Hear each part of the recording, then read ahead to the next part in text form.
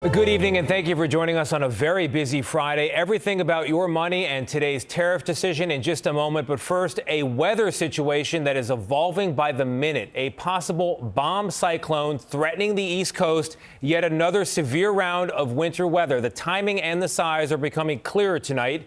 So let's go right to CBS Boston Chief Meteorologist Eric Fisher joining us now. Eric, good evening. What are we seeing?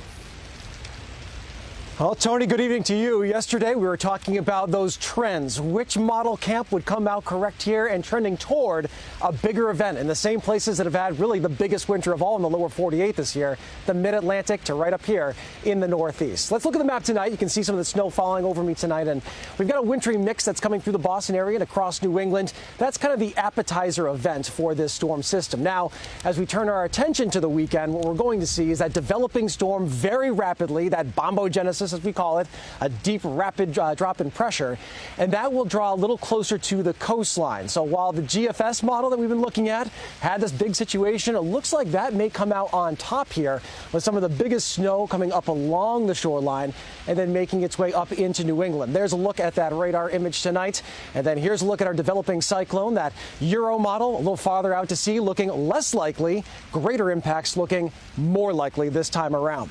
So what does that mean? That means strong winds at the coastline, a storm that really wraps up quickly as we head into Sunday night and Monday. Also snow extending back north and west of it up through Pennsylvania into portions of New York State.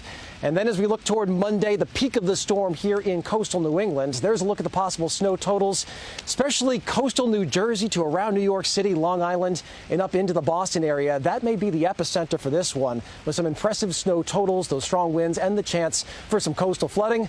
Tony, we haven't had blizzard warnings in Boston in 4 years. I have a feeling we're turning toward this, breaking that streak. All right, Eric, thank you very much. Staying with weather, we go now to Bloomington, Indiana, where late last night it was a tornado that ripped through the area, leaving extensive damage. CBS News correspondent Tom Hanson is there. A violent tornado ripped through southern Illinois Thursday. In Crawford County, at least a dozen buildings were damaged, rooftops shredded, and cars flipped over in a trail at least 6 miles long. Within hours, another powerful tornado with wind gusts of at least 70 miles per hour tore through Bloomington, Indiana, toppling trees and power lines. Oh my God! Oh my God! A woman who took cover in her car filmed the moment the storm passed over this bank. Parts of the bank collapsed, but she was not injured. Down the road, we met Andrew Krebs, who runs the Monroe County Humane Association, a safe haven for dozens of animals. My first concern was the people that work for me and the animals that we take care of. And so knowing that they're all okay, everything else can be fixed. The tornadoes are part of the same storm system that spanned more than 1,000 miles from Ohio to Nebraska, where some areas got more than a foot of snow. In North Platte, whiteout conditions led to 2 fatalities in a head-on crash.